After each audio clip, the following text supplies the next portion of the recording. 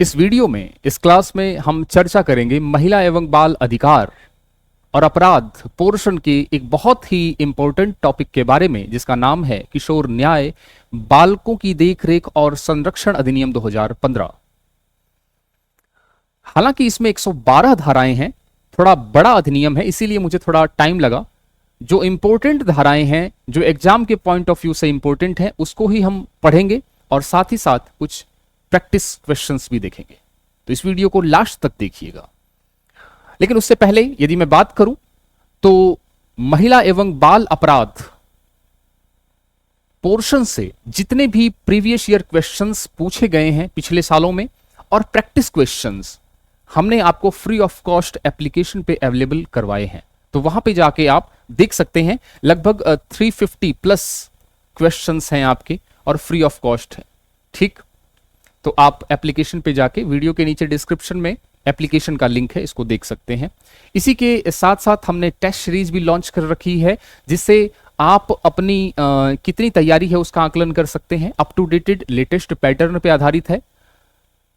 Police constable और 4th grade दोनों के लिए लॉन्च कर रखी है। ठीक है, इसमें आपका स्पीड का टेस्ट भी पता चलेगा और कितनी नॉलेज आपने गेन की हुई है उसका भी पता चलेगा। फोन नंबर लिखे हुए हैं, आप क्वेरी कर सकते हैं। इसी के साथ साथ मैथ्स, जो बहुत ही इंपॉर्टेंट रोल प्ले करेगा पुलिस कांस्टेबल में, है ना, उसका कंप्लीट कोर्स हमने लॉन्च किया हुआ है। आप देख सकते हैं, मिश्रा सर रोज शाम को क्लास लेते हैं, प्रैक्टिस सेशन। तो कैसा पढ़ाते हैं आपको सबको पता है। पूरा का पूरा कंप्लीट कोर्स आपको मिलने वाला है फॉर ऑल, हर प्रकार के एग्जाम्स के लिए। जहां जहां मैथ्स आती है, चाहे वो आपके किसी भी एग्जाम में यदि आती है तो वो कवर हो जाएगा। ठीक है, चाहे कांस्टेबल हो चाहे कोई हो। Maths topic wise test series, आपने मैथ्स तो पढ़ ली है, लेकिन प्रैक्टिस करने के लिए, लेटेस्ट पैटर्न पे आधारित क्वेश्चंस की प्रैक्टिस करने के लिए आपके पास टेस्ट सीरीज भी हमने लॉन्च कर रखी है और टॉपिक वाइज है। नंबर सिस्टम पढ़ लिया तो नंबर सिस्टम की प्रैक्टिस कर लो, और एक से ज्यादा टेस्ट सीरीज है ताकि आपको बार बार क्वेश्चंस नए देखने को मिले। विद सॉल्यूशन है, तो सब कुछ अप टू डेटेड है। ठीक है, आप जाके देख सकते हैं। इसी के साथ साथ, है ना, इसमें आपके 12 टॉपिक्स हैं और 1000 से ज्यादा क्वेश्चंस हैं, तो हर बार नए मिलेंगे। परसेंटेज, प्रॉफिट लॉस, बट्टा, साधारण ब्याज देख सकते हैं। इसी के साथ साथ हमने जीके की टेस्ट सीरीज भी लॉन्च कर रखी है, राजस्थान जीके की, जिसमें आपके 50 प्लस टेस्ट हैं। जाके आप देखिए और पता करिए कितना नॉलेज है। विद सॉल्यूशन 51 टेस्ट है, एरर फ्री है और अपडेटेड कंटेंट है। ठीक है, और इन सब की वैलिडिटी 1 साल है, चाहे मैथ्स की हो, चाहे टेस्ट सीरीज की हो, और चाहे आपकी जीके की हो। ठीक है, क्वेश्चंस आपके इस फॉर्म में आएंगे। जैसे क्वेश्चन आ गया, आपने टिक लगाया, लास्ट में सबमिट किया, फुल सॉल्यूशन दे रखा है, तो आपको कुछ चीजें और एक्स्ट्रा पढ़ने को मिलेंगी। इसी के साथ साथ आपकी रैंकिंग क्या है राजस्थान में, वो भी पता चलेगी। साथ ही साथ नेगेटिव, पॉजिटिव, अटेम्प्ट कितने किए, अन अटेम्प्ट कितने हैं, वो सारा पता चलेगा बिल्कुल। तो सिस्टमेटिक वे में चीजें पता चल जाएंगी आपको। लगभग आप ये मान के चलिए कि इसमें भी आपके 2000 से ज्यादा क्वेश्चंस प्रैक्टिस होने वाली है। कंप्यूटर की टेस्ट सीरीज भी हमने लॉन्च कर रखी है, और कंप्यूटर की टेस्ट सीरीज में देखिए, टाइप वाइज कंप्यूटर का परिचय, input output device, memory, number system, एक एक टॉपिक से रिलेटेड 1 से ज्यादा multiple questions, multiple test series हैं। और टोटल 69 टेस्ट सीरीज हैं, और एक टेस्ट सीरीज में कम से कम 30 क्वेश्चन है, तो लगभग 2000 प्लस इसमें भी आपकी प्रैक्टिस होगी। टॉपिक वाइज कोई भी टॉपिक कंप्लीट है, आप आराम से इसको प्रैक्टिस करिए। क्वेश्चंस रिपीट नहीं होंगे, 1 से ज्यादा टेस्ट सीरीज लगाने का यही फायदा होता है, नहीं तो बार बार क्वेश्चंस रिपीट होते हैं। जैसे मान लीजिए किसी क्वेश्चन को आपने ये सही लगाया, तो तुरंत पता चल जाएगा ये गलत है और ये सही है, और लास्ट में जब आप सबमिट करेंगे तो क्वेश्चन आंसर की फॉर्म में सारा सॉल्यूशन आपको दिया रहेगा एक साथ। ठीक है, तो ये चीज है। इसमें 25 मिक्स टेस्ट भी है, 16 टोटल 69 टेस्ट है, जिसमें 25 मिक्स और बाकी सारे चैप्टर वाइज हैं, टॉपिक वाइज हैं। तो ये सारी बात है। ठीक है, और सब कोर्सेज की वैलिडिटी आपकी 12 महीने है, और इसमें डाउट चैट भी है आपका, यानी आपकी कोई दिक्कत है तो डाउट चैट कर सकते हैं, चाहे मैथ्स के रिगार्डिंग हो, चाहे जीके, और चाहे कंप्यूटर के रिगार्डिंग। और यदि आपने इससे पहले कोई कोर्स ले रखा है तो ऑफ 25 कूपन कोड लगाएंगे तो इसमें भी 25% ऑफ हो जाएगा। ठीक है, इस बात का ध्यान रखिएगा। अच्छा, कहाँ मिलेगा ये? तो यह हमारा एप्लीकेशन है, दीक्षांत एकेडमी बीकानेर। वीडियो के नीचे डिस्क्रिप्शन में टेलीग्राम और एप्लीकेशन दोनों का लिंक दे रखा है, आप वहां पे जाके देख सकते हैं। ठीक है, टेलीग्राम चैनल, क्लासेज की लिंक, पीडीएफ और सारा कुछ हम लोग यहीं प्रोवाइड कराते हैं, और एप्लीकेशन अब बात कर लेते हैं किशोर न्याय बालकों की देखरेख संरक्षण अधिनियम 2015 की। ये अधिनियम 112 धाराओं वाला है, लेकिन इससे पहले थोड़ी सी बात हम करते हैं, जो इंपॉर्टेंट है वही बता रहा हूं आपको, ठीक है? इससे घबराना नहीं है, सब याद हो जाएगा आपको। Take it easy. आइए स्टार्ट करते हैं। सबसे पहले देखो, वर्ष 2000 में किशोर न्याय बालकों की देख रेख संरक्षण अधिनियम 2000 बना था। वर्ष 2000 में, बोलते रहे मेरे साथ, वर्ष 2000 में किशोर न्याय बालकों की देखरेख और संरक्षण अधिनियम बना था, मतलब सेम ही चीज थी वर्ष 2000 में। फिर ये 2015 कैसे आया? इसका कारण है कि 2012 में एक कांड हुआ था, जिसको हम बोलते हैं निर्भया कांड, दिल्ली में हुआ था, और एक लड़की के साथ गैंग रेप हुआ था। और उसमें जो आरोपी थे, वो उसमें से कुछ आरोपी जो थे वो 18 साल से कम उम्र के थे, तो उनको हम किशोर बोलेंगे। आप आगे चल के देखेंगे कि 18 साल से कम उम्र का जो लड़का है वो उसे हम किशोर बोलते हैं। तो किशोर थे, और किशोरों के लिए जो हमारा संविधान है वो कहता है वो तो बच्चा है, उससे गलती हो जाती है। तो इस प्रकार की एक मेंटेलिटी थी कानून की। इसका विरोध हुआ उस समय, क्योंकि उसको सजा कम मिलने वाली थी इस पुराने वाले चीजों के अकॉर्डिंग। तो जब उस का विरोध हुआ, तब इस संविधान में, इस कानून में संशोधन की जरूरत पड़ी। तो निर्भया कांड 2012 के बाद संविधान में कानून में संशोधन की मांग उठी, और ये संशोधन 2015 में संशोधन हुआ। और अब जो 2000 वाला जो अधिनियम है उसकी जगह किसने ले ली? किशोर न्याय बालकों की देखरेख और संरक्षण अधिनियम 2015 ने। तो पूछ ले कि 2015 का स्थान 15 किसके स्थान पे आया? तो 2000 के स्थान पे आया, ठीक है? इसमें टोटल अध्याय कितने हैं? 10 हैं। कुल धाराएं कितनी हैं? 112 हैं। कोई दिक्कत तो नहीं है? याद हो जाएगा, ठीक है। अब मैं आपको थोड़ा सा बताना ये चाहता हूं कि इसकी जरूरत क्यों पड़ी, किशोर न्याय बालकों का संरक्षण एवं देखरेख अधिनियम 2015 की। एक्चुअली संविधान में भी हमारे अवधारणा है। देखो, मेरी बात सुनिए आप। ये जो न्याय, ये जो अधिनियम है वो ये कहता है कि यदि 18 साल से कम उम्र का बच्चा है तो उसे कानून की नजर में ये माना जाए कि दोषी न माना जाए। कानून की नजर में उसे दोषी न माना जाए, उसे यह माना जाए कि उसे किसी ने गुमराह कर दिया है, उसको पर्याप्त नॉलेज नहीं है उस बारे में। इस प्रकार का अधिनियम, ठीक है? उसको हम एडल्ट की तरह ट्रीट नहीं करेंगे, उसका मुकदमा कोर्ट में नहीं चलेगा, अलग कोर्ट में चलेगा। हम सब बातें करेंगे। इस वीडियो को 1.5 की स्पीड से देख लेना, ठीक है? चलो, संविधान में कुछ धाराएं पहले से दे रखी हैं, कुछ अनुच्छेद पहले से ही दे रखे थे इस कानून से बनने से पहले। अनुच्छेद 15(3) वो कहता है महिलाओं और बच्चों के लिए राज्य जो है विशेष प्रावधान करेगा। मैं आपकी पृष्ठभूमि बता रहा हूं कि यह अधिनियम कैसे बना, 2000 वाला या 2015 वाला। अनुच्छेद 39(e) कहता है, जो कि नीति निर्देशक तत्व है। 39 से आपके जो 51 तक है, आपके भाग 4 में संविधान के नीति निर्देशक तत्व है। 39(e) कहता है, श्रमिकों और बच्चों के स्वास्थ्य और शक्ति शोषण से रक्षा होगी, यानी शक्ति का शोषण नहीं होगा, उसके स्वास्थ्य की रक्षा होगी। 39(f) जो कि फिर से नीति निर्देशक तत्व है, वो कहता है बच्चों को बेहतर स्वास्थ्य और स्वतंत्रता और डिग्निटी, सम्मान राज्य को दिलाना होगा। अनुच्छेद 45 कहता है बच्चों के लिए निःशुल्क और अनिवार्य शिक्षा का प्रावधान राज्य करेगा। अनुच्छेद 45। अनुच्छेद 47 कहता है कि जो जनता है उसका पोषण और उसका स्वास्थ्य सुधारने की जिम्मेदारी राज्य की है, इसके लिए समय समय पे वो नीतियां बनाएगा। तो ये अनुच्छेदों ने थोड़ी सी नींव रखी इस अधिनियम की महिलाओं और बालकों के लिए। बात समझ में आ रही है? आगे चलें, देखिए। इसी के साथ साथ यूएनओ, यूनाइटेड नेशन ऑर्गेनाइजेशन, संयुक्त राष्ट्र संघ जो है, उसमें भी 2 कन्वेंशन हुई, 2 समझौते पहले से ही चल रहे थे।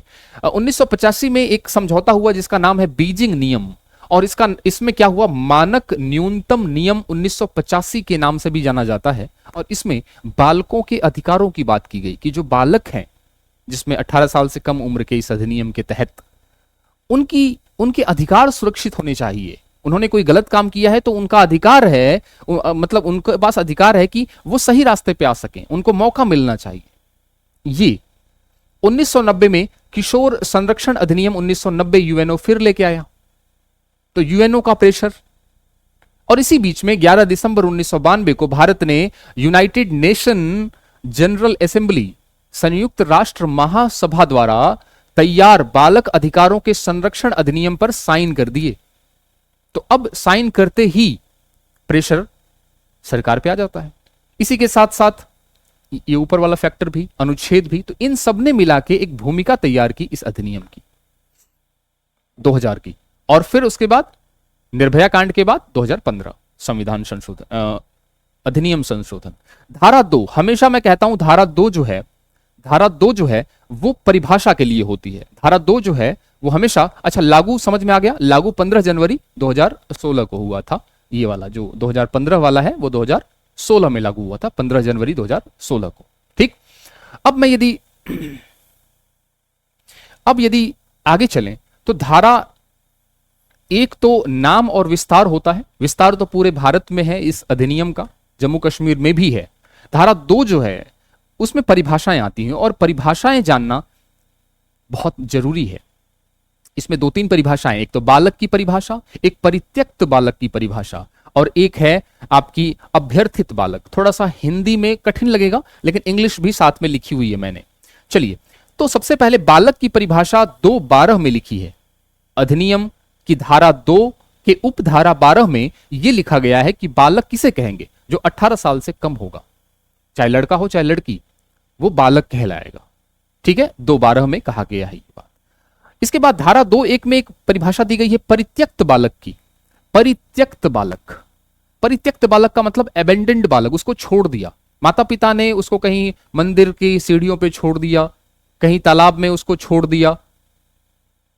तो इस प्रकार के डस्टबिन में कई बार देखते हैं हम लोग कि जो है लड़की होती है तो डस्टबिन में डाल के निकल जाते हैं दंपति जो है, माता पिता।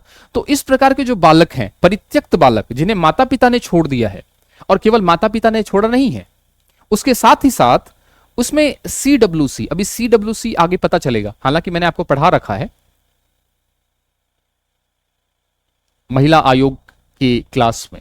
चाइल्ड वेलफेयर कमेटी, बाल कल्याण समिति। बाल कल्याण समिति जांच में ऐसा घोषित भी करेगी कि माता पिता ने तो छोड़ दिया है, लेकिन चाइल्ड वेलफेयर कमेटी घोषित भी करेगी कि हां ये बच्चा ऐसा ही है, मतलब ऐसा मतलब परित्यक्त है, एबेंडेंड है, तो उसे हम परित्यक्त बालक कहेंगे। एक होता है अभ्यर्थित बालक, इसकी परिभाषा धारा 2(60) में दे रखी है, और जिसको हम इंग्लिश में कहते हैं, ज्यादा अच्छे से समझ में आएगा, सरेंडर्ड बालक, यानी सरेंडर कर दिया। माता पिता के पास बच्चा था और उनको लगा कि मेरा बच्चा जो है वो गलत रास्ते पे जा रहा है, कोई अपराध कर सकता है। माता पिता ने कोशिश की समझाने की, पर समझ नहीं पा रहा है, और माता पिता को लग रहा है कि ये कोई ना कोई अपराध कर देगा और हमें भी फंसाएगा, खुद भी फंसेगा, और मेरे बच्चे की जिंदगी खराब हो जाएगी। तो बच्चे की भलाई के लिए वो क्या करते हैं, अपने बच्चे को सरेंडर कर देते हैं। किसके सामने?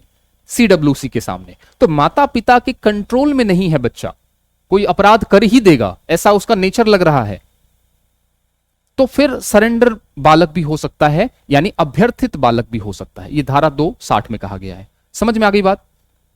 अब सुनिए मेरी बात। बच्चे, अच्छा, इन सारे अधिकार जो ऊपर जितने भी अनुच्छेद हैं, या जो UNO का जो भी ये कन्वेंशन है, जो भी समझौते थे, अभिसमय जिसको हिंदी में बोलते हैं, इन समझौतों में यह कहा गया कि बच्चे जो अपराधी हैं ना, बच्चे जो अपराधी हैं उनके अधिकार सुनिश्चित होने चाहिए। बच्चों के अधिकार हैं, उन्हें उनसे वंचित नहीं किया जा सकता, भले ही वो अपराधी हों। तो बच्चों का अधिकार सुनिश्चित होगा, ये सरकारें तय करेगी, सरकार तय करेगी। और जब कोर्ट में जब उनका मामला विचारणीय होगा, विचारण का मतलब जब कोर्ट में उनका मुकदमा चलेगा, तो बालक का दृष्टिकोण रखना होगा, यानी बालक की नजर से उसको देखना होगा, अपराधी की नजर से उसको नहीं देखना होगा। यह इंपॉर्टेंट था। ठीक है, अब आगे बात करते हैं। एक चीज और समझते चलिए कि अपराध 3 प्रकार के इस अधिनियम में बताए गए हैं: छोटे अपराध, गंभीर अपराध और जघन्य अपराध। छोटे अपराध जिसमें सजा 3 साल से कम की होती है, जो गंभीर अपराध हैं या घोर अपराध हैं वो 3 साल से 7 साल की सजा होती है। और जघन्य अपराध की श्रेणी में उन अपराधों को रखा गया है, जैसे रेप हो गया, बलात्कार हो गया, है ना, हत्या हो गई, 7 साल या 7 साल से ज्यादा की सजा है। तो अपराधों को 3 कैटेगरी में बांटा गया है। इससे आगे बच्चों को फायदा होगा, देखिए ध्यान से आगे। चैप्टर 2 यानी अध्याय 2 के धारा 3 में बताया गया है इस अधिनियम के प्रावधानों को लागू करने के लिए कौन कौन से सिद्धांत होंगे। देखिए इसमें धाराएं 112 हैं, तो धाराओं से थोड़ा कम क्वेश्चन आता है, थ्योरेटिकल पोर्शन ज्यादा पूछा जाता है, तो थ्योरेटिकल पोर्शन पे थोड़ा सा ध्यान देना है, घबराना नहीं है, मैं सब समझा दूंगा। कह रहा है कि इस अधिनियम की जो प्रावधान है ना, उसको लागू करने के लिए कुछ सिद्धांत हैं। कोर्ट में जब मामला चलेगा तो कुछ सिद्धांतों के तहत ही उसका मामला चलेगा। कोर्ट हमेशा उस सिद्धांत को दिमाग में रखेगी, और दिमाग में क्या होगा, पीडीएफ।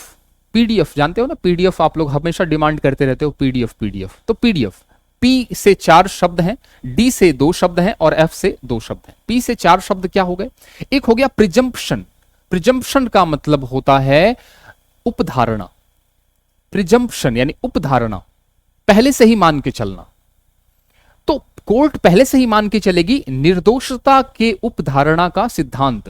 कोर्ट पहले ही मान के चलेगी कि बच्चा निर्दोष है, भले ही उसने अपराध किया हो, कोर्ट के सामने आया हो, लेकिन कोर्ट का जो माइंडसेट रहेगा वो ये रहेगा शुरू शुरू में कि बच्चे ने अपराध कोई नहीं किया है। तो प्रिजम्पशन ये माइंडसेट रहेगा, ये सिद्धांत है निर्दोषता के उपधारणा का सिद्धांत।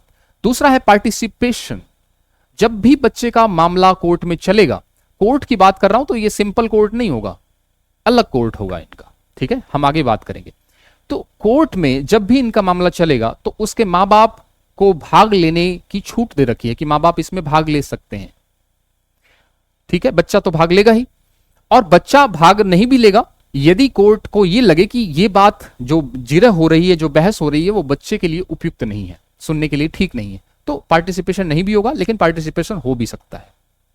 प्रोटेक्शन, मां बाप का प्रोटेक्शन। प्रोटेक्शन का मतलब बच्चे को सुरक्षा दी जाएगी। बच्चे ने अपराध कर दिया है और उसकी जान पे खतरा है तो उसको प्रोटेक्शन दिया जाएगा, समाज से बचा के रखा जाएगा, यह सरकार की जिम्मेदारी है। पॉजिटिव वर्क यानी रचनात्मक कार्यों में लगाया जाएगा। बच्चे की जो ऊर्जा है जो गलत कामों में लग गई है, अपराधी बन गया बच्चा, तो उसको गलत कामों से हटा के उसको पॉजिटिव वर्क में लगाया जाएगा, ऐसा सिद्धांत है। ये अधिनियम जो है इसी सिद्धांत पे काम करता है। D for diversion.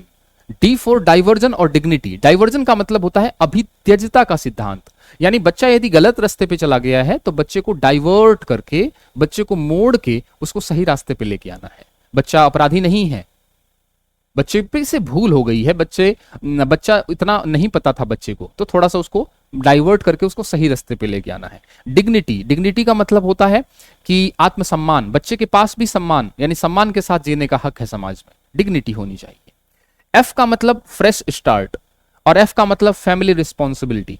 तो फ्रेश स्टार्ट का मतलब है कि यदि बच्चे ने कोई अपराध कर दिया है और अपराध करने के बाद वो बाहर निकलता है, जो भी उसका सजा होती है उसकी, तो उसके बाद वो फ्रेश स्टार्ट कर सकता है, यानी वो नई शुरुआत कर सकता है। उसके पहले जितना भी अपराध है वो सब माफ हो जाएगा, यानी सब डॉक्यूमेंट से हट जाएगा। एक्चुअली जब एडल्ट अपराध करता है तो हालांकि वो सजा काट लेता है और वो निकल जाता है बाहर, लेकिन उसका जो कलंक है उस अपराध का वो हमेशा उसके साथ जुड़ा रहता है। आप देखते होंगे नौकरी में डॉक्यूमेंट वेरिफिकेशन होता है, कोई भी केस दर्ज हो गया आपके खिलाफ तो वो माफ नहीं होगा, आप फ्रेश स्टार्ट नहीं कर सकते, वो हमेशा आपके साथ चलेगा जब तक कि आप निरपराध ना घोषित हो जाए। तो यहां पे कहा गया है कि बच्चे के साथ ऐसा नहीं होगा, बच्चा फ्री स्टार्ट करेगा, फ्रेश स्टार्ट करेगा, हमेशा हमेशा हमेशा नई शुरुआत कर सकता है। बच्चे का जो भी पीछे वाला है वो बैकग्राउंड उसको परेशान नहीं करेगा। फैमिली रिस्पॉन्सिबिलिटी, ये फैमिली की रिस्पॉन्सिबिलिटी है कि बच्चे का मानसिक, सामाजिक, आर्थिक, स्वास्थ्य सब प्रकार से विकास हो। एफ का मतलब हो गया। इसी तरीके से आई, एक वर्ड है आई। आई का मतलब होता है बेस्ट इंटरेस्ट। कोर्ट ये तय करेगी, कोर्ट जब फैसला सुनाएगी या विचार करेगी तो हमेशा ध्यान में रखेगी कि बच्चे का इसमें सबसे सर्वोपरि हित क्या है, बच्चे का फायदा किस चीज में हो सकता है, उस हिसाब से फैसला करेगी।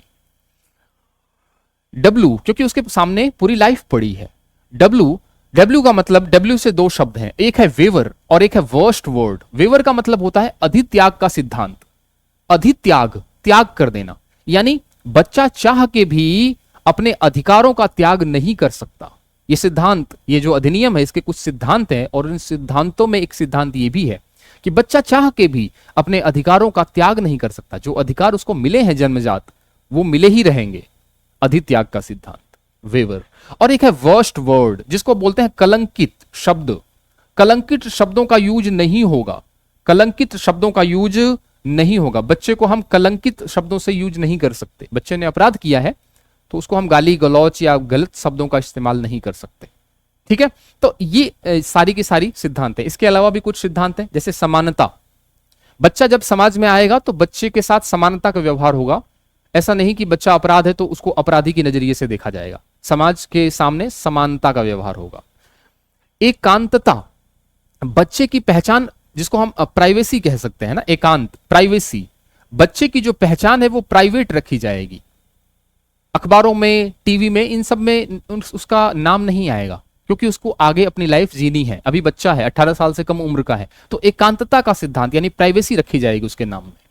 संस्थात्मकता, ठीक है, यानी सरकार जो है कई संस्थाएं बनाएगी बच्चों के हित के लिए, एनजीओज बनाएगी। आगे चल के हम देखेंगे चाइल्ड वेलफेयर कमेटी है, जिसको हम बोलते हैं बाल कल्याण समिति, की स्थापना करेगी। तो इस प्रकार की समितियों की स्थापना करेगी, संस्थात्मक। और नैसर्गिक न्याय, यानी बच्चे को न्याय मिलेगा, जो नेचुरल जस्टिस है वो बच्चे को डिलीवर होगा, नैसर्गिक न्याय मिलेगा। जो सही है वो सही, जो गलत है सो गलत, बिना पार्शियलिटी के। यदि बच्चा इन सब चीजों में इन्वॉल्व नहीं है तो उसको न्याय मिलेगा। ठीक है, और यदि है भी तो उसको मानवीय, उसको थोड़ा बच्चों के दृष्टिकोण से देखा जाएगा। ये सिद्धांत ये सारे थे। तो थोड़ा सा ध्यान रखना, पूछ लेता कई बार कि इसमें से कौन सा सिद्धांत नहीं है, ठीक है, या है। अब बात करते हैं चैप्टर 3 में। ये तो चैप्टर 2 था। अब बात करते हैं चैप्टर 3 में। चैप्टर 3 में है किशोर न्याय बोर्ड। मैंने आपको पहले भी पढ़ा रखा है, जेजेबी एंड सीडब्ल्यूसी। फिर से पढ़ लेते हैं। इस अधिनियम के अंतर्गत ही वो जेजेबी और सीडब्ल्यूसी की स्थापना का बात कहा गया है। तो पहला क्वेश्चन यही बन सकता है, किस धारा के अंतर्गत जेजेबी, जुवेनाइल जस्टिस बोर्ड, किशोर न्याय बोर्ड का गठन करने का प्रक्रिया बताई गई है? तो आप धारा 4 को बताएंगे। ठीक है, परिभाषा क्या है? वह बोर्ड जो किशोर बालकों के मामले में विचार करेगा। और किशोर कैसे? जो अपराधी होंगे, जिन्होंने अपराध किया है। ठीक है, हालांकि इनको अपराधी नहीं कहेंगे, इनको तो हम कहेंगे कानून के विरोध में लड़के या बच्चे, तो अपराध किया है, उन पे विचार करेगा। गठन कौन करेगा? स्टेट गवर्नमेंट करेगी। फिर पूछ सकता है संख्या कितनी होगी? प्रत्येक जिले में 1। फिर पूछ सकता है इसकी संरचना क्या होगी, इसमें कितने सदस्य होंगे? आप कहेंगे टोटल 3 सदस्य होंगे, जिसमें एक तो अध्यक्ष होगा और 2 होंगे इसके सदस्य। अध्यक्ष जो होगा वो प्रथम न्यायिक श्रेणी का दंडाधिकारी होगा, जुडिशियल मजिस्ट्रेट फर्स्ट क्लास इसका अध्यक्ष होगा। या फिर यदि महानगर है तो म्युनिसिपैलिटी नहीं, मेट्रोपॉलिटन मजिस्ट्रेट होगा, मेट्रोपॉलिटन मजिस्ट्रेट होगा। ठीक है, तो इसका अध्यक्ष होगा और उसको 3 वर्ष का एक्सपीरियंस होना चाहिए। जो 2 सदस्य हैं उसमें एक फीमेल होगी, और ये जो 2 सदस्य हैं ये सामाजिक कार्यकर्ता होंगे। 7 साल का एक्सपीरियंस होगा। किस मामले में एक्सपीरियंस होगा? बाल मनोविज्ञान में, बाल विकास में। ऐसे ही विधि यानी कानून के जानकार होने चाहिए। इन सब चीजों में 7 साल का एक्सपीरियंस होना चाहिए सदस्यों के लिए। ठीक है, कार्यकाल इनका 2 साल का होगा। और अयोग्यता कैसे हो सकती है? उनको हम किस आधार पर अयोग्य कर सकते हैं सदस्यों को? यदि वो बाल अधिकार का कोई अतिक्रमण करते हैं, यदि उनकी लाइफ में कहीं भी कोई केस है जहां पे वो बाल अधिकार का अतिक्रमण यानी उसका उल्लंघन करते हैं, जो अधिकार है बच्चों के खिलाफ अन्याय करते हुए कहीं पाए गए, तो उससे कहते हैं, तो वहां से वो हटाए जा सकते हैं। नैतिक अधमता अपराध है ना, नैतिक रूप से कहीं गलत है तो हम उनको उस बोर्ड में नहीं रखेंगे। 75% बैठकों में भाग न लेना, यानी बात यह है कि 3/4 बैठकों में भाग लेना ही पड़ेगा। 3/4 भाग यानी 75% बैठकों में भाग लेना ही पड़ेगा। यदि उससे कम बैठकों में भाग ले रहा है तो बोर्ड में रहने लायक नहीं है, अयोग्य है। प्रशिक्षण जो है राज्य सरकार कराएगी इस बोर्ड का, इनके सदस्यों का। और गठन के 60 दिन के भीतर, जैसे ही यह गठन होगा जेजेबी का, उसके 60 दिन के अंदर सदस्यों की ट्रेनिंग करवाई जाएगी बच्चों के बारे में, है ना, कि बच्चों के बारे में हमें क्या फैसला करते समय किन किन बातों का ध्यान रखना है। वो सारा जो बालक का दृष्टिकोण है वो बात समझ में आ गई बहुत ही आसान तरीके से। चलिए आगे चलते हैं। धारा 7 जो है वो किशोर न्याय बोर्ड की प्रक्रिया को बताता है। किशोर न्याय बोर्ड की प्रक्रिया को बताता है। धारा 4 तो कहता है कि गठन होगा और धारा 7 कहती है कि जब कोई मामला उसके सामने आएगा जेजेबी के सामने, तो प्रक्रिया कौन कौन सी अपनाई जाएगी, वो धारा 7 में जिक्र है। जेजेबी मामलों का विचारण बैठकों के माध्यम से करेगा। इजी है, ठीक है, बैठक होगी तभी तो कर पाएगा, ऐसे थोड़ी ना कि चलते चलते कर देगा। बैठक नहीं हो रही है तब इस कंडीशन में बालक का किसी एक के समक्ष, यानी बैठक नहीं हो रही है, तीनों सदस्य नहीं है, तो कोई एक भी सदस्य है तो प्रक्रिया चलती रहेगी। अंतिम सुनवाई में कम से कम 2 सदस्यों का होना जरूरी है। जब फैसला हो रहा है बालक के बारे में तो कम से कम 3 में से 2 सदस्यों का होना जरूरी है, और उसमें एक अध्यक्ष तो होगा ही होगा। अध्यक्ष की उपस्थिति अनिवार्य है। बहुमत जो है वो निर्णय के आधार पर लिया जाएगा, और जब भी बहुमत में निर्णय में बराबरी आ जाएगी तो जो निर्णायक मत है वो आपका अध्यक्ष का होगा। क्लियर है? धारा 7 के बाद धारा 8। धारा 8 क्या कहती है? जेजेबी की शक्तियां, यानी इसकी शक्तियां भी तो होनी चाहिए। तो शक्तियां क्या है इसकी किशोर न्याय बोर्ड की? एक तो इसका क्षेत्राधिकार पूरा जिला होता है। जिला जो है, जिले में कहीं भी कोई बच्चा है तो उसकी सुनवाई करने का अधिकार है इसके पास। तो क्षेत्राधिकार पूरा का पूरा उसका एक जिला होता है। बालक की सुरक्षा उसकी जिम्मेदारी है। बालक को कानूनी रूप से सहायता उपलब्ध कराना, ये जेजेबी की शक्तियां हैं। अनुवादक उपलब्ध कराना, बच्चे को मान लो हिंदी भाषा नहीं आती है या इंग्लिश भाषा नहीं आती है, जो भी जिस भी भाषा में वो सारा मामला चल रहा है कोर्ट में, यदि जेजेबी के सामने, कोर्ट जब मैं बोलता हूं तो इसका मतलब जेजेबी, तो अनुवादक उपलब्ध कराना बच्चे को उस भाषा में कि क्या कार्यवाही चल रही है। और रिपोर्ट मांगने की शक्ति, यानी यदि कोई रिपोर्ट चाहिए जेजेबी को पुलिस के थ्रू अपराध किया है तो रिपोर्ट भी मंगवा सकती है कि बच्चे ने क्या अपराध किया है, कैसे किया है, किन परिस्थितियों में किया है। 15 दिन के अंदर बोर्ड के समक्ष जब भी उपस्थित होगा बच्चा, उसके 15 दिन के अंदर जो है बोर्ड रिपोर्ट मंगवा सकती है। तो ये बातें थोड़ा सा दिनों का समझ लेना, धाराएं समझ लेना। धारा 4 जेजेबी बोर्ड गठन के बारे में, धारा 7 जेजेबी की प्रक्रिया, और धारा 8 जेजेबी की शक्तियां। 3/4 बैठकों में अनिवार्य है उपस्थिति। 3 सदस्य हैं, एक जेएमएफसी है, 2 सदस्य में से एक महिला होनी जरूरी है। 7 साल का एक्सपीरियंस, और जेएमएफसी को 3 साल का एक्सपीरियंस होना चाहिए। ठीक है, तो जो इंपॉर्टेंट चीजें हैं वो वही मैंने, और तभी मुझे थोड़ा टाइम लगा क्योंकि सब कुछ लिखना पड़ा मुझे, और मुझे छांटना पड़ा कि इंपॉर्टेंट क्या है। धारा 5, अब धारा 4 हो गई थी, धारा उसके बाद 7 आ गई थी, और धारा 8 आ गई थी। इसके बीच में 2 धाराएं 5 और 6 छूट गई थी। ये भी धाराएं देख लेते हैं। धारा 5 क्या कहती है? विचारण के दौरान यदि कोई लड़का, यदि कोई बालक, बालक का मतलब 18 साल से कम, लड़का लड़की, यदि 18 साल से कम में वो आया था जेजेबी के सामने, और जब प्रक्रिया चली तो 18 साल से ज्यादा हो गया, प्रक्रिया के दौरान, सुनवाई के दौरान उसका उम्र जो है 18 साल से ज्यादा हो गया, उस कंडीशन में भी उसे बालक ही माना जाएगा क्योंकि उसने अपराध बालकपन में ही किया था। धारा 6 जो कहती है वो ये कहती है कि यदि व्यक्ति 18 साल से ऊपर का है, मान लो जब अपराध किया किसी व्यक्ति ने, तब वो 18 साल से नीचे का था, बाद ठीक है 16 साल का था या 15 साल का था, अब 5 साल बाद पकड़ा गया 20 साल पे उस अपराध में, तो उसे भी बालक माना जाएगा क्योंकि उस परिस्थिति में 4 या 5 साल पहले वो 18 साल से कम उम्र का था। तो धारा 6 ये कहती है व्यक्ति 18 साल से ऊपर का है लेकिन उसने अपराध किशोरावस्था में किया है तो भी उसे बालक मानकर ही विचारणीय काम होगा। अब आते हैं चैप्टर 4 में, और चैप्टर 4 में विधि का उल्लंघन करने वाले बालकों के संदर्भ में प्रक्रिया। यदि कानून का उल्लंघन, विधि का मतलब कानून, इनको अपराधी नहीं कहते, हम कहते हैं कानून का उल्लंघन करना, कानून का उल्लंघन करने वाले बालक या कानून के विरोध में बालक, ऐसा बोलते हैं इसको। तो कानून का उल्लंघन करने वाले बालकों के संदर्भ में क्या प्रक्रिया होगी, पुलिस कैसे गिरफ्तार कर सकती है कि नहीं, हवालात में भेज सकती है कि नहीं भेज सकती, वो सारी प्रक्रिया। और वो धारा 10 जो है वो ये कहती है कि पुलिस गिरफ्तार कर सकती है लेकिन हवालात में नहीं रख सकती। 2 प्रकार की जेल होती है, पुलिस थाने में भी एक जेल होती है जिसको हम जेल नहीं कहते, हवालात कहते हैं, तो हवालात में नहीं रख सकती। और बहुत इंपॉर्टेंट चीज बता रहा हूं, 24 घंटे के भीतर पुलिस को जेजेबी के समक्ष उपस्थित करना होगा, यानी जुवेनाइल जस्टिस बोर्ड, किशोर न्याय बोर्ड के समक्ष 24 घंटे के अंदर, उसकी गिरफ्तारी के 24 घंटे के अंदर जेजेबी के सामने उस बालक को उपस्थित करना ही होगा। बहुत इंपॉर्टेंट चीज। एक चीज और, पुलिस गिरफ्तार तो कर सकती है लेकिन हवालात नहीं भेज सकती, और पुलिस बच्चे को कस्टडी में नहीं रख सकती। पुलिस को किसको सौंपना पड़ेगा? विशेष किशोर पुलिस इकाई को सौंपना पड़ेगा। पुलिस जो है यदि गिरफ्तार करती भी है तो उसे तुरंत सौंपना पड़ेगा किसको? विशेष किशोर पुलिस इकाई को। ठीक है। स्पेशल जुवेनाइल पुलिस यूनिट, इसको बोलते हैं SJPU। ठीक है, तो SJPU को सौंपना पड़ेगा या फिर बाल कल्याण पुलिस अधिकारी को सौंपना पड़ेगा। तो पुलिस गिरफ्तार कर सकती है लेकिन इनको तुरंत देना पड़ेगा इनको, और इन लोगों को 24 घंटे के भीतर JJB के समक्ष उपस्थित होना होगा। ये कहता है धारा 10।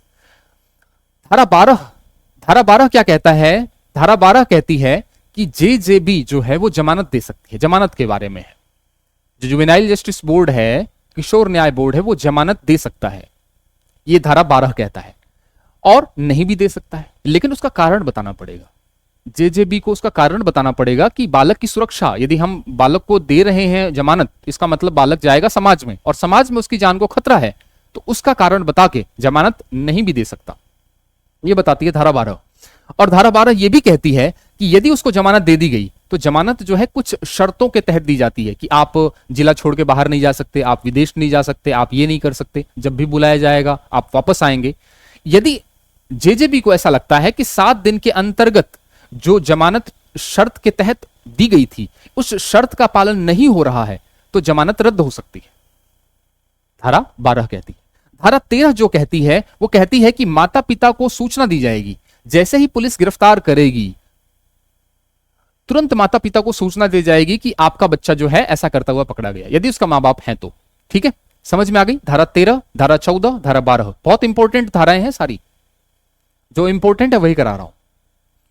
धारा 14 जो है, धारा 10, 12 और 13 हो गई, अब धारा 14 की बारी। धारा 14 जो है वो कहता है बोर्ड, क्योंकि अपराध तो बच्चे ने कर दिया, अब बच्चा जो है बोर्ड के समक्ष उपस्थित होगा, तो बोर्ड की जांच के संबंध में जो बातें हैं वो धारा 14 में कही गई कि प्रक्रिया कैसी होगी। विधि का उल्लंघन करने वाले बच्चे के बारे में बोर्ड की जांच सामान्यतः 4 महीने में जांच पूरी होनी चाहिए। 4 महीने के अंदर, within 4 months the inquiry shall be completed या अकम्प्लिश्ड। 4 महीने में पूरी होनी चाहिए। 2 महीने तक, अच्छा कुछ कंडीशंस में इसको 2 महीने तक बढ़ाया भी जा सकता है, तो 6 महीना टोटल, सामान्यतः 4 महीना, 2 महीना बढ़ा सकते हैं। यदि जघन्य सामान्य अपराध किया है तो, यदि सामान्य अपराध किया है तो 4 महीने के अंदर या 2 महीना बढ़ाए। जघन्य अपराध किया है तो भाई खतरनाक है, जल्दी करो उसका, 3 महीने के भीतर, 3 महीने के भीतर उसको उसका फैसला होना चाहिए, उसका प्रक्रिया पूरी होनी चाहिए JJB के सामने। समय बढ़ाने की आवश्यकता है तो मुख्य जो न्यायाधीश हैं, चीफ जुडिशियल मजिस्ट्रेट जो हैं, उनको लिखा जाएगा, उनको प्रार्थना पत्र लिखा जाएगा, उनको एप्लीकेशन लिखी जाएगी कि हमें थोड़ा और टाइम की जरूरत है। और कौन लिखेगा? अध्यक्ष लिखेगा। JJB का जो अध्यक्ष है वो आपका CJM को, यानी चीफ जुडिशियल मजिस्ट्रेट को, मुख्य न्यायिक अधिकारी को क्या लिखेगा? पत्र लिखेगा कि हमें थोड़ा टाइम चाहिए। यदि स्वीकृति दे देता है तो 3 माह से ज्यादा हो जाएगी, थोड़ा टाइम मिल जाएगा JJB को टाइम लेने में, क्योंकि जब प्रक्रिया चलती है तो बहुत कुछ सुनना पड़ता है, देखना पड़ता है, तो थोड़ा टाइम चाहिए होता है। छोटे अपराध हैं तो जल्दी से, छोटे अपराध है तो बच्चे को जल्दी बरी करो, बच्चे को टाइम खराब मत करो। तो छोटे अपराध हैं तो बढ़ाई नहीं जा सकेगी मामला, यानी 4 महीने के अंदर 4 महीने के अंदर ही अंदर छोटे अपराधों का फटाफट निपटारा होगा। और यदि नहीं हो पा रहा है तो समझ लिया जाएगा कि मामला खत्म, मामला समाप्त है, बच्चे के खिलाफ कोई अपराध नहीं है। तो 4 महीने के अंदर काम होना चाहिए छोटे अपराध के लिए। जघन्य के लिए 3 महीना, और सामान्य अपराध है जो बीच वाला, इनके जघन्य और छोटे अपराध के बीच में तो 4 महीना, और मैक्सिमम 2 महीना और बढ़ाया जा सकता है। धारा 15 कहती है कि 18 से कम उम्र का जो बालक है उसमें, अब ये बड़ा इंपॉर्टेंट धारा है, ये धारा 2012 में जब निर्भया कांड हुआ, जब गैंग रेप हुआ एक लड़की के साथ, उस कंडीशन में, उस जो घटना के बाद इस धारा में परिवर्तन किया गया। एक्चुअली क्या था, एक लड़का जो था वो 18 साल की उम्र का तो नहीं था, लेकिन 16 साल से ज्यादा उम्र का था।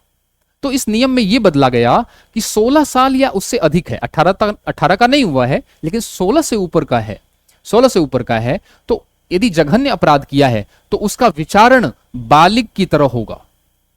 यानी मामला जो है वो बालिग की तरह चलेगा, एडल्ट की तरह चलेगा उसमें, लेकिन कोर्ट में नहीं चलेगा, बालक न्यायालय में चलेगा। उस कोर्ट का नाम क्या है?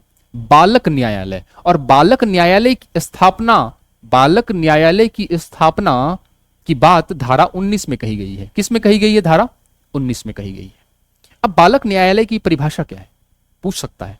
तो 16 साल से अधिक लेकिन 18 साल का नहीं हुआ है और जघन्य अपराध किया है, तो सुनवाई जो है वो बालक न्यायालय में होगी। जेजेबी समझ में आ गया, बालक न्यायालय समझ में आ गया। 16 साल से ज्यादा लेकिन 18 से कम और जघन्य अपराध, तो बालिक की तरह विचार होगा बालक न्यायालय में। लेकिन बालक न्यायालय की एक शर्त यह है कि वो आजीवन कारावास नहीं दे सकता बालक को, और ना ही मृत्यु दंड दे सकता है। इसके अलावा वो सब कुछ कर सकता है। बच्चे को यदि जेल भेजता है तो 21, बालक न्यायालय यदि बच्चे को जेल भेजता है तो 21 साल तक, क्योंकि 16 साल से ऊपर है तो 16 से लेकर 21 साल तक वो संप्रेक्षण गृह में रहेगा। उसको जेल नहीं कहते, संप्रेक्षण गृह में रहेगा, और 21 साल बाद उसे जेल में ट्रांसफर कर दिया जाएगा, नॉर्मल जो जेल है जो एडल्ट के लिए होती है। तो ये प्रावधान है।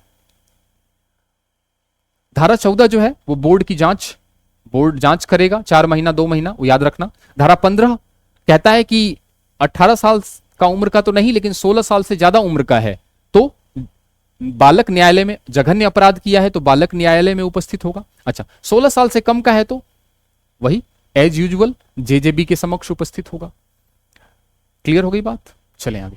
बालक न्यायालय की स्थापना का निर्णय किस धारा में किया गया है? धारा 19 में किया गया है। आगे चलते हैं। ज्यादा नहीं है, 3-4 स्लाइड और है, ठीक है? तो थोड़ा सा धैर्य बना के रखना है। चैप्टर जो 5 है इसमें एक समिति है जिसका बोलते हैं CWC, बालक कल्याण समिति। धारा 27 के अंतर्गत कहा गया है कि सरकार जो है, राज्य सरकार CWC का गठन करेगी। और CWC का मतलब ऐसे बालक जिन्हें देख रेख की आवश्यकता है। मैंने आपको बोला था परित्यक्त बालक, जिन्हें मां बाप छोड़ चुके हैं, या सरेंडर्ड बालक, अभ्यर्थित बालक, जिन्हें माता पिता खुद ही चला के सरेंडर कर चुके हैं कि ये हमारा बच्चा, आप देखो, आप जानो, आपका काम जाने। तो ऐसे बालक जिन्हें देख रेख की आवश्यकता है, इनका गठन कौन करेगा? राज्य सरकार। संरचना क्या होती है? 5 सदस्य होते हैं जिसमें 1 अध्यक्ष और 4 सदस्य होते हैं। 4 में से 1 फीमेल होनी चाहिए, 1 बाल विशेषज्ञ अनिवार्य रूप से होना चाहिए। इसी के साथ साथ जो सदस्यों की योग्यता है उसमें बाल मनोविज्ञान के बारे में योग्यता होनी चाहिए, लड़कों के बारे में, बच्चों के बारे में जो कानून है उसका पता होना चाहिए, और बाल संरक्षण के बारे में 7 साल का अनुभव होगा तो ये इस CWC का सदस्य बन सकते हैं। तो 5 सदस्य ये होता है। इसमें अयोग्यता जो होती है 3/4 बैठकों में भाग नहीं ले पाना, यानी 75% बैठकों में यदि भाग नहीं ले पा रहे हैं तो यहां से हटा दिए जाएंगे सदस्य, ठीक है? इसी के साथ एक शिकायत निवारण अधिकारी भी होता है। यदि बाल कल्याण समिति के की शिकायत हो रही है, कोई शिकायत है, इनकी ही शिकायत है, तो उसकी शिकायत सुनने के लिए शिकायत निवारण अधिकारी जो DM है, डिस्ट्रिक्ट मजिस्ट्रेट जिसको कलेक्टर कहते हैं, वो बनाया गया है। और जो DM है वो CWC की समीक्षा करेगा कि ये काम ठीक से कर रही है कि नहीं कर रही है, क्या दिक्कतें आ रही हैं। तो जो कलेक्टर है, डिस्ट्रिक्ट मजिस्ट्रेट है, जिला अधिकारी है, वो CWC की समीक्षा करेगा और 3 महीने यानी प्रति 3 महीने में उसकी समीक्षा करेगा। तो थोड़ा इंपॉर्टेंट चीजों को ध्यान रखना है। CWC का गठन किस धारा में? धारा 27 में। अच्छा, धारा 28 में बताया गया है कि CWC की प्रक्रिया कैसे होगी, यानी कैसे काम करेगा, और धारा 29 में इसकी शक्तियां बताई गई हैं। अब प्रक्रिया और शक्तियां देख लेते हैं। इसकी PDF मैं आपको अवेलेबल करा दूंगा एप्लीकेशन पे, ठीक है? तो इसमें कोई घबराने की जरूरत नहीं है, आप बस पढ़ते रहो। धारा 28 जो है ये CWC की प्रक्रिया बताता है। धारा 28 जो है CWC की प्रक्रिया बताता है। जैसे मैंने आपको बताया, 1 माह में 20 बैठकें, कम से कम 1 माह में 20 बैठकें होनी चाहिए। पूछ सकता है, निर्णय बहुमत के आधार पर होगा, निर्णायक बहुमत अध्यक्ष का होगा। यदि वोटिंग बराबर हो जाती है तो जो फाइनल वोटिंग है, निर्णायक जो डिसाइडिंग वोटिंग है, वो आपका कौन देगा? वो अध्यक्ष देगा। अंतिम निर्णय के समय 3 सदस्य कम से कम होने चाहिए। अंतिम निर्णय के समय कम से कम, वहां तो 2 सदस्य थे जेजेबी में, इसमें कम से कम 3 सदस्य अनिवार्य हैं, उसमें एक अध्यक्ष भी होना जरूरी है। न्यायपीठ की तरह काम करेगी, ठीक है? तो एज ए कोर्ट की तरह काम करेगी, यानी बच्चे के बच्चा अनाथ है या परित्यक्त है या उसके बारे में फैसला लेने के लिए बिल्कुल वो लीगल है, लीगल तरीके से काम करेगी। ठीक है। धारा 29 कहती है सीडब्ल्यूसी की शक्ति क्या है? पुनर्वास, बच्चे को दोबारा से मां बाप मिले। इसमें आगे पता चलेगा आपको, आगे बताऊंगा मैं कि इसमें गोद लेने के लिए, बच्चों को गोद लेने के लिए जो है ये सारी प्रक्रिया करती है सीडब्ल्यूसी। तो बच्चे को दोबारा से समाज में मुख्य धारा में लाना, इसके लिए भी शक्तियां दे रखी हैं कानून ने। विकास, बच्चे का विकास होना, बच्चे के संरक्षण, बच्चे का उपचार का मतलब बच्चे के साथ जो भी अन्याय हुआ है अब तक, है ना, तो उसका उपचार करना, चाहे मानसिक रूप से चाहे शारीरिक रूप से, तो उसका उपचार करने का अधिकार किसी भी तरीके से संस्था के पास, ठीक है, सीडब्ल्यूसी के पास है, इसका कार्य करती है। ये धारा 29 में बताया है। आगे चलते हैं चैप्टर 6 में। ठीक है, इसमें धाराएं नहीं है, सिर्फ चैप्टर 6, देख रेख की आवश्यकता वाले बच्चों के संदर्भ में प्रक्रिया। वहां था विधि के विरोध में जो बच्चे हैं, और जो वो जेजेबी उसका काम देखता है, जेजेबी देखता है सारा कि जो कानून के विरोध में बच्चे हैं, और जो सीडब्ल्यूसी है वो क्या है? देख रेख की आवश्यकता वाले बालक। ठीक है, यहां पे देख रेख है, यहां पे कोई क्राइम नहीं हुआ है, यहां पे कोई क्राइम नहीं हुआ है। आओ आगे, समिति के समक्ष प्रकरण प्रस्तुत करना, यानी समिति के समक्ष प्रकरण प्रस्तुत करना। अब इसमें प्रक्रिया क्या होगी? बोला था ना, प्रक्रिया जो है आपकी, प्रक्रिया के तहत क्या होगा? 24 घंटे के भीतर बच्चा जैसे ही पाया जाता है उसे तुरंत सीडब्ल्यूसी के सामने उपस्थित करना होगा। और कौन कौन प्रस्तुत कर सकता है? पुलिस कर सकती है, लोक सेवक यानी कोई पब्लिक सर्वेंट है वो कर सकता है, लेबर इंस्ट्रक्टर श्रम निरीक्षक कर सकता है, डॉक्टर कर सकती है, नर्स कर सकता है, या कोई अन्य भी बच्चे को जैसे ही पाया 24 घंटे के अंतर्गत सीडब्ल्यूसी के सामने उपस्थित। प्रत्येक जिले में कम से कम एक सीडब्ल्यूसी होनी चाहिए, एक से ज्यादा भी हो सकती है, बाल कल्याण समिति। अच्छा, प्रस्तुत कौन करेगा हमने देख लिया। फिर समिति के समक्ष उपस्थित तो कर दिया बच्चों को, अब उसकी जांच भी तो सीडब्ल्यूसी करेगा। तो जांच के लिए क्या है? तो सीडब्ल्यूसी जांच करेगा। तो जांच क्या करेगा कि बच्चा सच में अनाथ है या नहीं है। तो अनाथ है कि नहीं इसकी जांच करेगा, और अनाथ गृह को, अनाथ है तो उसको फिर दत्तक गृह में दे देगा। दत्तक गृह का मतलब एडॉप्शन के लिए संस्था को दे देगा, लेकिन ये वो जांच करेगा। 16 साल, ये ध्यान रखना कि दत्तक गृह में तभी देगा जब उसकी उम्र 6 साल से कम की होगी। 6 साल से कम उम्र का है तो गोद देने के लिए वो दत्तक गृह को दे देगा सीडब्ल्यूसी, बाल कल्याण समिति। लेकिन बच्चा अनाथ है कि नहीं है, 15 दिन के भीतर सामाजिक अन्वेषण रिपोर्ट की मांग कर सकता है। सामाजिक अन्वेषण रिपोर्ट बनाने को कह सकता है, ताकि बच्चे के बारे में जितनी भी इंफॉर्मेशन है कि बच्चा सच में अनाथ है कि नहीं है, 15 दिन के भीतर वो रिपोर्ट प्रस्तुत की जाएगी इसके सामने। पूरी प्रक्रिया 4 माह के भीतर पूरा करेगा सीडब्ल्यूसी। बच्चा जब उसको प्रस्तुत किया जाएगा पहली बार उसके सामने, 4 माह के भीतर पूरी प्रक्रिया वो कंप्लीट करेगा। समझ में आ गया? 4 महीने का टाइम दे रखा है। जैसे वहां भी तो दे रखा था सामान्य अपराध के लिए, जेजेबी का सामान्य अपराध के लिए दे रखा था ना कि 4 महीने में पूरी करेगा, फिर 2 महीने का एक्स्ट्रा। ऐसे ही इसकी भी प्रक्रिया दे रखी है कि बच्चे की जो पूरी प्रक्रिया है वो 4 महीने में पूरी करनी पड़ेगी। अब आगे चलते हैं थोड़ा सा आगे। घोषणा। अब सीडब्ल्यूसी ने सामाजिक अन्वेषण रिपोर्ट मंगवा ली, पता चल गया कि बच्चा सच में अनाथ है। अब क्या होगा? अब यह होगा कि बच्चे को गोद तभी लिया जा सकता है जब सीडब्ल्यूसी ऐसी घोषणा करे। यदि बच्चे को गोद लेना है तो सीडब्ल्यूसी का सर्टिफिकेट होना जरूरी है। सीडब्ल्यूसी घोषणा करेगा कि यह बच्चा सच में ऐसा है, विशेष आवश्यकता वाला बालक है, देखरेख की आवश्यकता वाला बालक है, तभी लिया जा सकता है। अच्छा, एक चीज ध्यान रखना, बच्चा यदि 2 साल से कम है तो 2 माह के भीतर गोद लिया जा सकता है।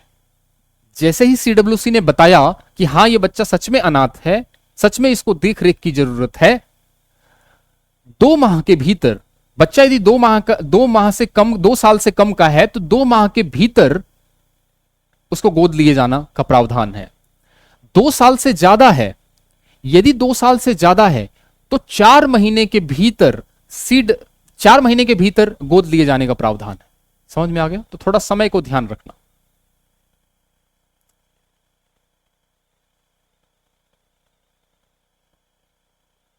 आगे चलें। चैप्टर 8 जो है वो गोद लेना, चैप्टर 8 जो है वो गोद लेने के बारे में है। अध्याय 8 जो है वो गोद लेने के बारे में है। इसमें देखो धारा 56 एक इंपॉर्टेंट है, एक धारा 57 इंपॉर्टेंट है और एक धारा 58 इंपॉर्टेंट है। धारा 56 क्या कहती है? धारा 56 कहती है कि गोद लेना, बच्चे का ये हक है, बच्चे का ये अधिकार है कि उसे कोई गोद ले। क्योंकि बच्चे का अधिकार कैसे? क्योंकि उसके पास एक अधिकार होता है, कुटुंब अधिकार। कुटुंब अधिकार का मतलब होता है कि बच्चे को परिवार में रहने का हक है, बच्चे को परिवार मिलना ही चाहिए। इसलिए बच्चे को गोद दिया जाता है किसी को, ताकि वो दूसरे फैमिली में जा सके। नातेदार, उसके अन्य माता पिता कोई भी ले सकता है, ठीक है, और न्यायालय इसकी अनुमति देता है। अभी न्यायालय की प्रक्रिया मैं आगे समझाऊंगा, लेकिन धारा 56 कहता है गोद लेने के बारे में कि कौटुंबिक अधिकार है उसका। धारा 57 कहता है कि माता पिता की योग्यता के बारे में बताता है। हर कोई मुंह उठा के जाके बच्चे को गोद नहीं ले सकता, उसके लिए योग्यता क्या है। जैसे जो दंपति है वो मानसिक रूप से, शारीरिक रूप से और आर्थिक रूप से मजबूत होना चाहिए। हस्बैंड और वाइफ की दोनों की सहमति होनी चाहिए। केवल हस्बैंड ही सहमत है, वाइफ नहीं है तो किचकिच होगी। दोनों की सहमति होनी चाहिए। एकल पेरेंट्स भी अडॉप्ट कर सकते हैं। यदि कोई अकेला भी है, कोई व्यक्ति शादीशुदा नहीं है, तो भी ले सकता है, गोद ले सकता है। लेकिन एक शर्त है, यदि कोई आदमी है और वो अकेला रहता है, शादीशुदा नहीं है, अकेला है, तो लड़की को गोद नहीं ले सकता। एकल पुरुष लड़की को गोद नहीं ले सकता, इस बात का ध्यान रखना है। आगे धारा 58 प्रक्रिया के बारे में बताती है। धारा 56 क्या बताती है? गोद लेना, बच्चे को गोद लेने के बारे में, कि उसका अधिकार है ये। धारा 57 कहती है माता पिता की योग्यता के बारे में। धारा 58 कहती है कि प्रक्रिया क्या होगी गोद लेने की। तो गोद लेने की जो प्रक्रिया है, एक चीज ध्यान रखना, एक धारा 63 में एक संस्था है जिसका नाम है विशेष दत्तक ग्रहण एजेंसी, स्पेशल एडॉप्शन एजेंसी। विशेष दत्तक ग्रहण एजेंसी किसमें जिक्र है इसका? धारा 63 में जिक्र है, ठीक है। अब आ जाओ प्रक्रिया पे, धारा 58 पे। जो special adoption agency, adoption agency जो है वो पहले क्या कराएगी भाई? CWC ने बता दिया ये बच्चा अनाथ है, ठीक है। उसके बाद ये बच्चा कहां आएगा? SAA में आएगा, स्पेशल एडॉप्शन एजेंसी में। वो बच्चे की रिपोर्ट, किस प्रकार की रिपोर्ट की जांच करवाएगी? हाउस स्टडी रिपोर्ट, यानी दोबारा से एक बार हाउस स्टडी रिपोर्ट बनेगी। SAA करवाएगी ये रिपोर्ट, यानी उसके घर के आसपास जहां बच्चा मिला था या जहां से मां बाप ने उसको सरेंडर कर दिया, तो उसके घर की पूरी स्टडी रिपोर्ट, उसके घर की नहीं, जिस मां बाप के यहां जाने वाला है, यह ध्यान रखना, यहां ध्यान रखना, ये जो हाउस स्टडी रिपोर्ट है वो किसकी होगी? ऐसे माता पिता जिनके पास जाने वाला है, गोद लेने वाले माता पिता, ताकि पता तो चल सके कि जहां बच्चा जाएगा ये लोग आपस में लड़ते तो नहीं है, पड़ोसियों को परेशान तो नहीं करते, बच्चा जाके वहां फंस जाए। तो उस घर की हाउस स्टडी रिपोर्ट SAA करवाएगा। समझ में आ गया? दूसरा, SAA जो है यानी स्पेशल एडॉप्शन एजेंसी, ये बच्चे की शैक्षिक रिपोर्ट और स्वास्थ्य रिपोर्ट उन मां बाप को देगी जिनको देने वाली है वो बच्चा गोद। तो बच्चे की शैक्षिक, बच्चा इतना पढ़ा लिखा है, और बच्चे की हेल्थ रिपोर्ट, मेडिकल रिपोर्ट ऐसी है, ताकि कुछ भी ना छुपाया जाए। फिर उसके बाद स्पेशल एडॉप्शन एजेंसी जो है वो आवेदन करे।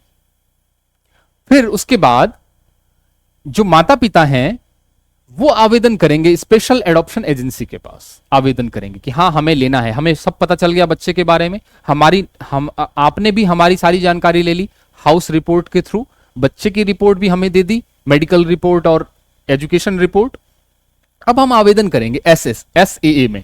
तो मां बाप जो है वो लेने वाले वो SAA में आवेदन करेंगे, और SSA में आवेदन जब करेंगे तो SAA आवेदन जो है वो कोर्ट में ले जाएगा।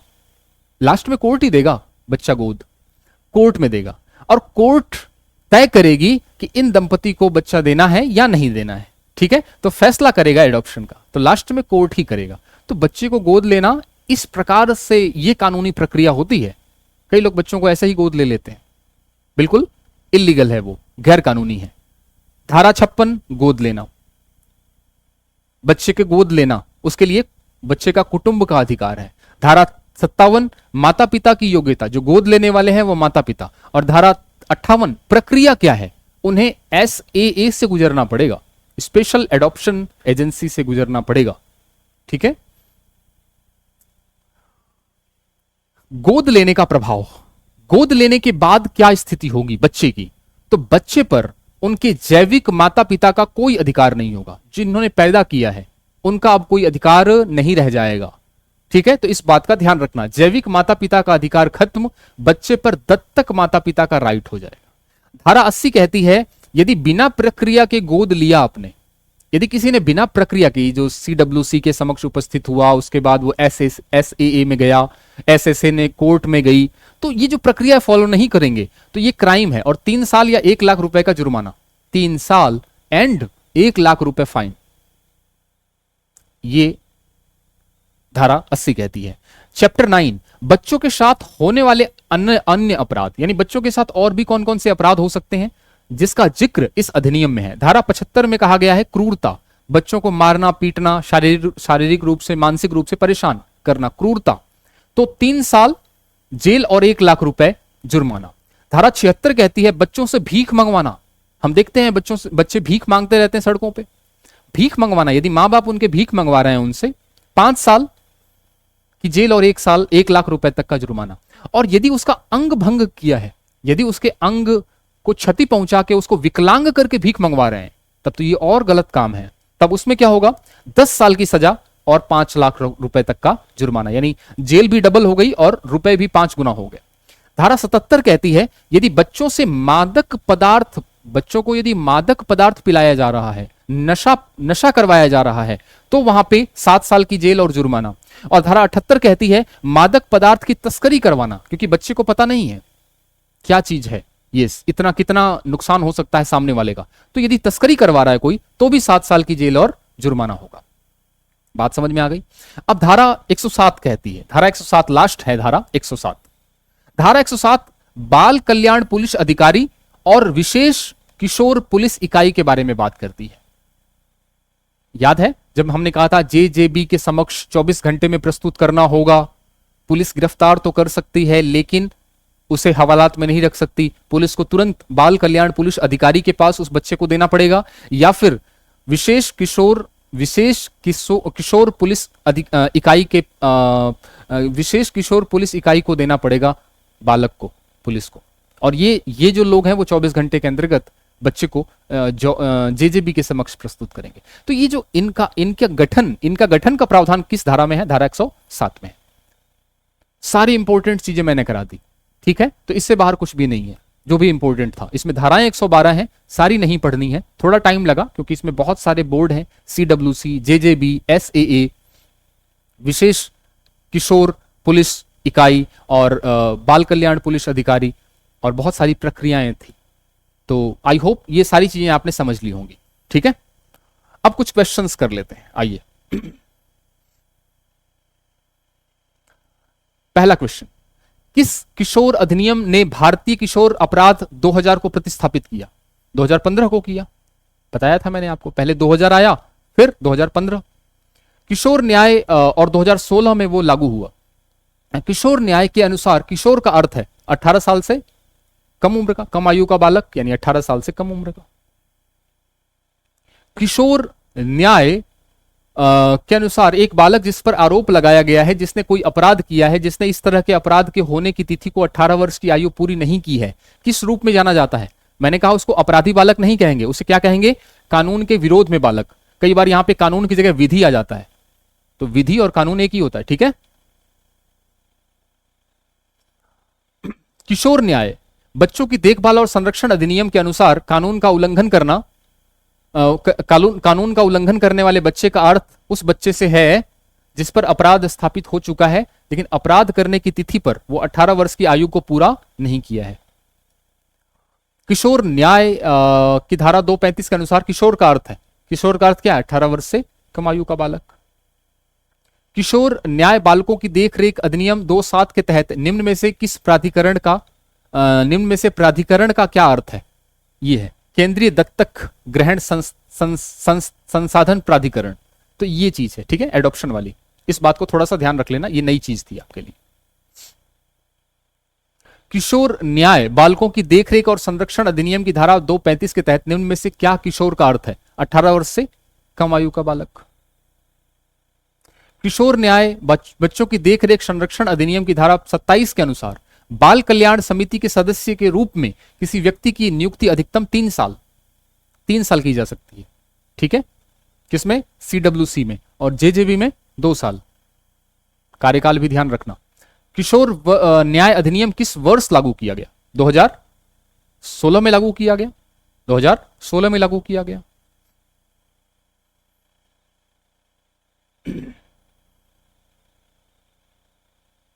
चलें आगे। किशोर न्याय बच्चों की देखभाल और संरक्षण अधिनियम के अंतर्गत विशेष किशोर पुलिस इकाई का गठन, स्पेशल जुवेनाइल पुलिस यूनिट का गठन जिला स्तर पर किया गया है। किशोर न्याय अधिनियम 2000 के अंतर्गत अपराध आरोपित बच्चे को क्या कहा गया है? विधि संघर्षित किशोर, है ना? कानून के संघर्ष में, कानून के विरोध में बच्चा, ऐसा बोलते हैं इसको। पुलिस द्वारा बालकों से लैंगिक अपराध के मामले में चाइल्ड CWC के समक्ष कितने समय में लाना पड़ेगा बच्चे को? 24 घंटे, 24 आवर्स। बाल न्याय अधिनियम में बालकपन और तरुण की परिभाषा के अंतर्गत कितने वर्ष से आयु के कम बच्चों को बालक माना गया है? 18 वर्ष से कम उम्र के बच्चों को बालक माना गया। किशोर न्याय अधिनियम के अंतर्गत अपराध कारित करने वाले बालक को क्या समझा जाएगा? विधि का उल्लंघन करने वाला बालक, है ना? अपराधी नहीं, निर्दोष भी नहीं।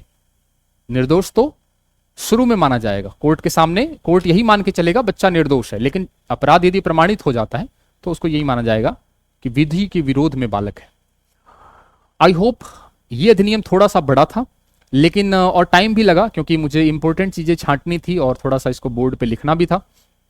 और मैं ये चाहता हूं कि मैं कोई किताब नहीं बनवाऊं आपसे, कोई लाइनें PDF नहीं लेके हाथ से लिख के आपको थोड़ा डिलीवर करूं, ताकि आपको समझने में और सुनने में आसानी हो। इसके लिए थोड़ा कई बार टाइम लग जाता है, जैसे इसमें टाइम लगा। तो चलिए, देर आए दुरुस्त आए। मिलते हैं अगली क्लास में। वीडियो कैसी लगी, क्लास कैसी लगी, जरूर आप अपनी राय कमेंट सेक्शन में रखिएगा। यदि पसंद आया हो वीडियो तो लाइक करिएगा, चैनल पे नए हैं तो इसको सब्सक्राइब कीजिएगा। मिलते हैं अगले क्लास में किसी नए अधिनियम के साथ। तब तक के लिए थैंक यू सो मच।